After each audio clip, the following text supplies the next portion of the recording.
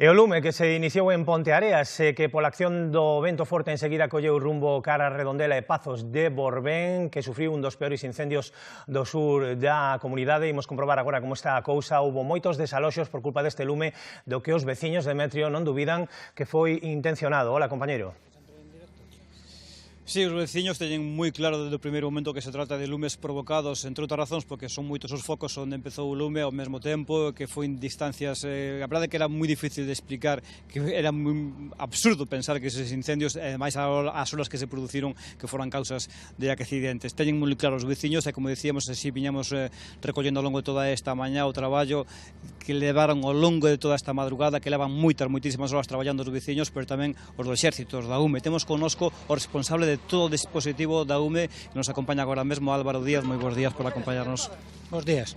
Dicíamos que un dispositivo de cuántos efectivos estamos a falar agora desperdigados en todos estos lumes.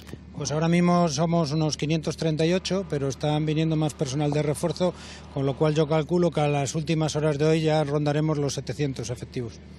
Poderíamos decir que o que se viviu nestas últimas horas, esta madrugada, todo o día anterior, pola súa experiencia, comparable a outras situacións, ou isto nunca se viviu?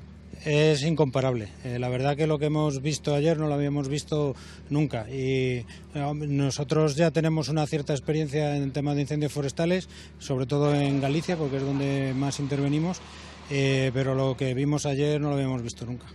Que foi o máis complicado ao longo de toda esta madrugada?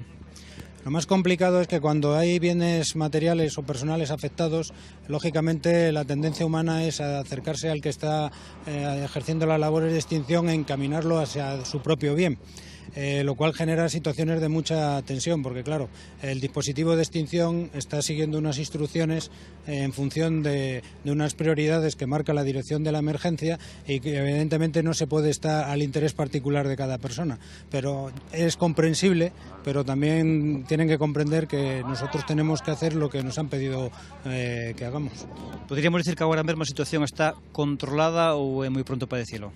Yo no me arriesgo a hacer valoraciones de ese tipo, porque además le corresponden al personal de la Xunta, que son realmente los que están llevando la coordinación y la dirección de la extinción. Lo que sí que puedo decir es que respecto a ayer se ha observado una cierta mejoría. Efectivamente, el cambio de la meteorología pues ha beneficiado mucho, y esperemos que entre más lluvia y esto pues se pueda estabilizar lo antes posible. Nosotros de momento seguiremos trayendo medios para ponerlos a disposición de la Xunta e intentar hacer todo lo que podamos.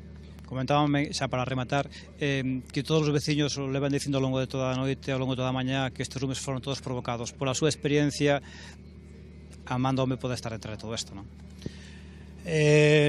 Tampoco me corresponde a mí, porque eso es una cosa de Fuerzas de Seguridad del Estado, de la Guardia Civil, que será la que esté investigando. Lo que está claro es que la situación de ayer no era normal, y pensar que todo esto puede ser fortuito pues no sería muy lógico.